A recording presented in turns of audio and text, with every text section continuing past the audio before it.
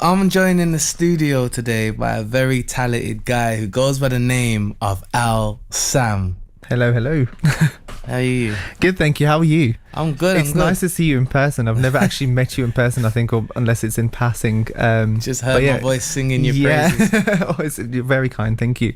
No, it's all right, man. You deserve it. I remember when I first started this show, I think it was 2 years ago, and we was whizzing through the music, and then I remember you just had a song and it was just really stand out, and I was like, who's this guy? And my producer was like, it's Al Sam. And it's like, I always say it on the radio, but I'm gonna say it to your face. What I like about your music is I can see the music video to it. Like when you are making your songs, it's like there's a story and a journey that you can follow. So it makes it easy for me to imagine what the video will be like, and I feel like it's a sign of a good artist when they can bring you on a journey or like take you somewhere in your mind. Do you know what I mean? Thank you very much. Yeah, it's nice to see people's sort of reactions to the music, and it's always sort of a terrifying thing to put music out, I think, especially as an independent artist, because you don't know what people are going to think about it. But it's nice to hear that, you know, you can visualize the sort of video to the songs, etc. So yeah, thank you. And not only that, I found out that you produce your own songs as well. I do, yeah. How long have you been doing that for? Probably the last 10 years or so. I've been doing music now, approaching 10 years, and I've written, produced, composed everything for the last 10 years. I don't remember the last time I was actually in a studio, to be honest, unless it's sort of like external projects that you're working with different people. I love it. I think it's very challenging, but it's I love having the control of knowing what really I want to put out there, and hopefully that encourages, I mean, it has, you know, thankfully encouraged a lot of independent artists to do their own music as well. And it's something that I always talk about, so yeah. What inspired you to start that? Honestly, I was working with a producer for about a year and a half, 10 years ago, and we worked together. It just didn't really work out. I found it very challenging. I found the sort of where we saw the music going and sort of the journey going was very different, and I taught myself a lot throughout that time. And I think it's also relying on people that I didn't really enjoy, and I found that to be quite challenging. I thought, you know what, if I can get my own setup and actually do my own work, then fantastic. You know, I can just do and produce music and release it. So yeah, and ever since I haven't really thought about anything else, if I'm honest. So you kind of become unstoppable when you don't have to rely on no one, you don't have to wait for no one, and it's usual that people will slow you down. People will promise things and then not deliver, and then it brings you that frustration that can actually even put some people off the art when really it's not the art's fault. So it's good that you're self-sufficient and you've used your initiative, because a lot of people don't do that. A lot of people wait and wait and wait, and I've been promised things in my life too, and if I was still waiting, I would be nowhere near where I am now. Exactly. So it's a good eye-opener for you to have done that, and it's brilliant that you're doing that. Let's talk performances. Right. Where have you performed? What's coming up? What have you done? What are you proud of? God, I mean, I've been very lucky in the last few years to do some big shows. I think this is sort of the effect of working hard and staying consistent, which is very difficult, because I'll be honest with you, I work a full-time job as well outside of music. The music is not my full-time work, but because I'm a self-funded artist as well, I have to do that. So, you know, we've really worked hard over the last few years, and especially the last couple of years have been quite, you know, blessed, I suppose, in terms of the live performances. I did the Commonwealth Games 2 years ago, I think now. Yeah, brilliant. So did the evening show, which was quite nice in Victoria Square.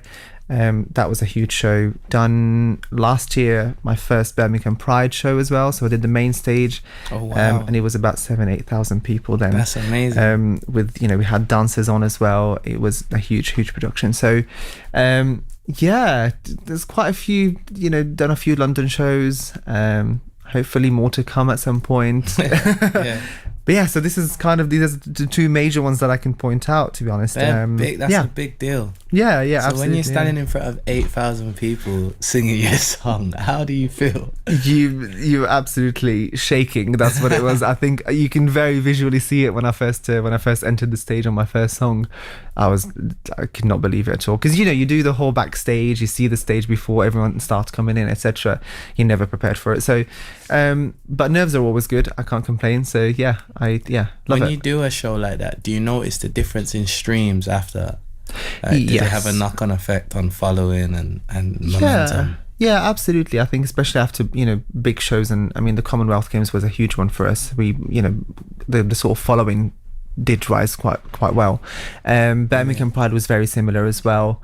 I think it's, for me, the more intimate shows are the ones that gain me more sort of following and more attraction. Yes. Simply because they are smaller, people are there for the music and not, they're not at a festival For the glitz and glam. Yeah, exactly. So the smaller shows I much prefer. They're much more nerve-wracking as well, because you're much more intimate with people, they're closer to them.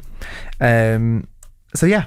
And take my job for 1 second and introduce the track we're about to play, please. Cool. So my newest single, Simplify, is I'd say an indie pop track. It's a very fun track, very different than anything I've done before. I think it wasn't really meant to be out, if I'm honest. It's been reconstructed a million times. The chorus became the verse, and the verse became a chorus, and the sort of the Middle Eastern elements in there as well are very predominant. There's a lot of Middle Eastern sort of sounds in there in terms of the instruments that were used. And yes, we've done a music video for it as well, which came out a couple of weeks ago, with the amazing work and dancers from the Vault Studios, who choreographed like an amazing sort of dance routine for it. And yeah, it's out now, so you can listen to it everywhere. I wanna simplify. God, you blew my mind. Got me into believing. Oh, projects. Yeah. What's coming next?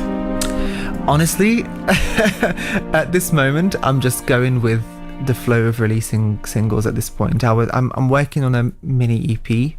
Well, I mean, it's an EP, isn't it? So it's a few songs, a collective of songs that I've kind of been writing. They're very poetry based. I want to release them. It's kind of, I'm delaying the process at the moment because I feel like I just want to focus more on releasing singles, and people tend to really love singles at the moment. I don't think people listen to albums and EPs as much as they used to before. So this is where Simplify, my newest release, came through as well.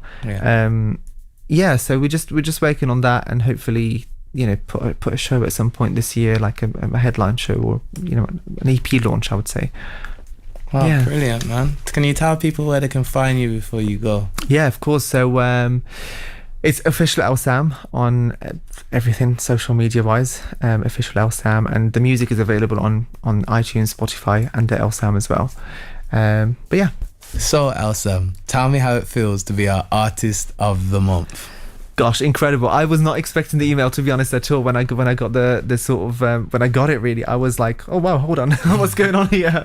But it feels absolutely amazing to be supported by BBC Introducing, and to have their support for such a long time as well, especially you as well. You've introduced my song so gracefully over the last year or so. Thank you. And to be the Artist of the Month is just amazing. It's incredible. I've always wanted to gain that sort of achievement. So yeah, Don't worry, really I'm thankful. sure there's going to be a lot more achievements that you gain, because you really are brilliant. And my advice to you is just keep going, man. Thank you very much. You man. I really appreciate will that. reap what you sow, and I know you are reaping what you sow, but you'll do it more and more so. And it's just important to remember these kind of moments when things go flat, or when things go quiet, or when you have down times, and we all struggle and suffer sometimes up here in our heads, especially us creatives. Yep. So just try to count your blessings and enjoy the journey, because when you are a creative and you achieve a lot, sometimes it starts to be a what's next, rather than Absolutely, embracing God. and enjoying the moment. Yes. So just try to grasp and hold on to the moment and remember, I did this, because when you start being ungrateful with what you're being blessed with, the blessings slow down. 100%. So to keep the blessings coming, you have to like hold on to each one and be fully happy and fully grateful and know that you deserve it because of the work you're putting in. But yeah, 100%. it's been really good speaking to you. Thank you very much. Big thank you to Al Sam, such a lovely and humble guy as well. He's done some massive performances and he's just so chill about it. And he's got a film en route, a documentary of his life which has his music in it also. Now